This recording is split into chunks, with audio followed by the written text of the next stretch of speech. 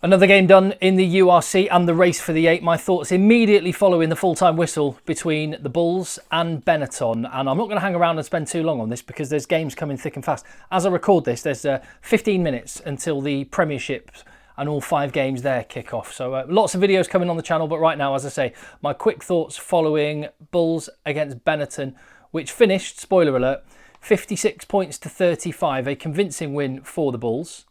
And I don't know whether you're aware of this. Kurtley Arendse, quite good at rugby. The Butcher is, I mean, along with Damien Penaud, the 2 best wingers in world rugby at the minute. He is outrageous, the talent he's got. Just the knack of being in the right place at the right time, making good decisions.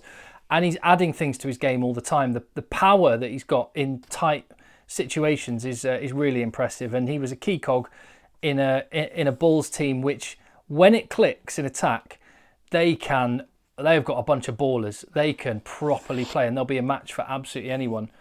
I guess the concern for the Bulls is the fact that, well, they conceded, as well as scoring 56, they conceded 35 points. And Benetton, at least from their perspective, come away with a try bonus point in defeat, which could be absolutely pivotal come next weekend, or 2 weekends time, sorry, the final round of matches.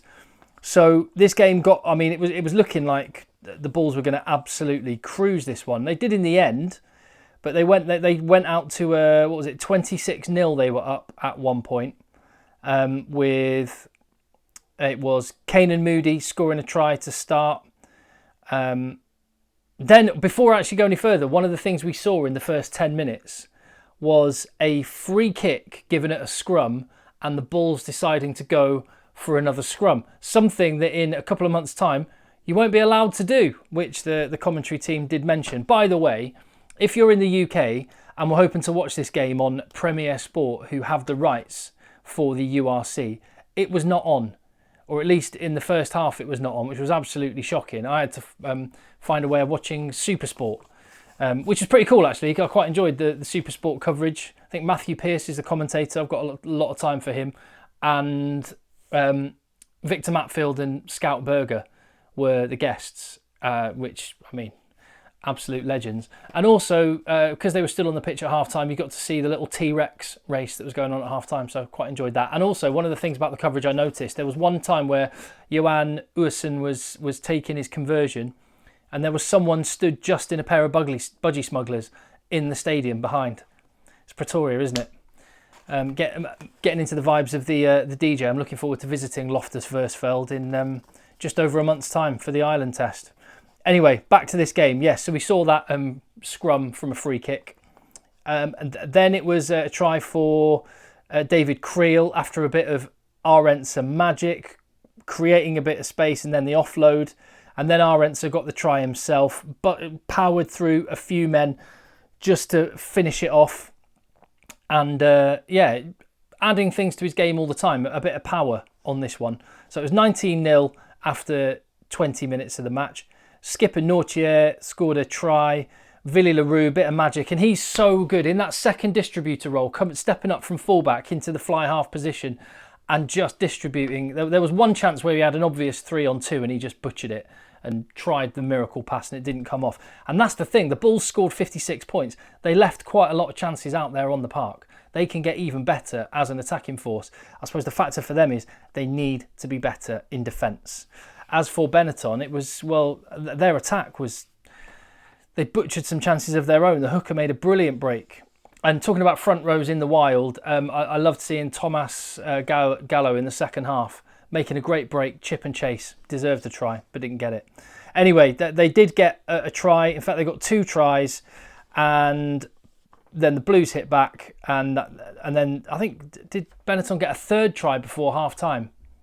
Yeah, Andy Uren, and that made it 31-21 at the break. And I guess this is the thing that the Bulls will be thinking about ahead of the playoffs, which they've now solidified their spot in the top 4.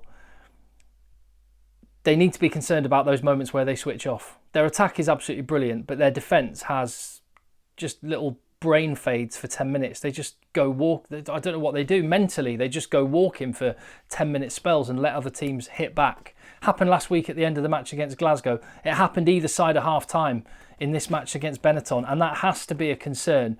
I suppose on the flip side is the Bulls are in 4th, and they're not going to go any lower than 4th now, so they're going to have a home quarter final at Loftus Versfeld in a few weeks' time, and they know that they can improve. And that's not a bad place to be. And if they can put in an 80-minute performance, they're going to be a match for absolutely anybody. So second half underway, and Akke van der Merwe scores a try. The angry warthog, his 10th try of the season. And what else have I got here? Yeah, I mean, at this point, it started to run away. David Creel got a really good try. Kane and Moody got another try with Urson, Creel and setting him up. There were points on the board, and then at 48 points to 21, then they let Benetton have another spell. So yeah, the Bulls. I think the state of play is the Bulls cannot be caught. They're on 61 points. The Stormers, even if they get the 5 points in their game this evening, they cannot catch the Bulls now. So it is looking like it's going to be the Bulls against the Stormers in Pretoria in that quarter-final matchup, which is box office. And that is going to be something else, isn't it? As for the takeaways from this game, well, Benetton at least got the bonus point that they can take back to Italy. It's a showdown with them against Edinburgh next week. Winner takes all, quite probably. As for the Bulls, I don't know, right, here's one thing, okay? In the back row, I was delighted to see Van Staden, Lowe and Hanekom as the back row. Such good balance in that one. Bearing in mind, Van Staden is the World Cup winner, and Lowe and Hanekom are the guys for the future. Based on what I've seen, and this match as well, it's not a criticism of Van Staden. It's more, am I right in saying that I'd say Lowe and Hanekom are better than Van Staden now? If I was picking a Springbok squad right now, which Rassie Erasmus is going to do in the next couple of weeks, I think Van Staden's probably dropping down the pecking order because Hanekom and Lowe are moving up, particularly Lowe. I think he's just a really balanced all-round player. We know what Hanekom can do as a ball carrier, and that number 8 jersey is available, but Lowe, the fact he can play right across the back row, I was impressed with him again. But I think, again, story of the game is the box office talents that the Bulls have got behind the pack, and none more so than Kurt Lee, Arendse. If they put an 80-minute performance together, they are in business. If they have another brain fart at a crucial time in a knockout game, it's going to all be over like that. But they are fun to watch.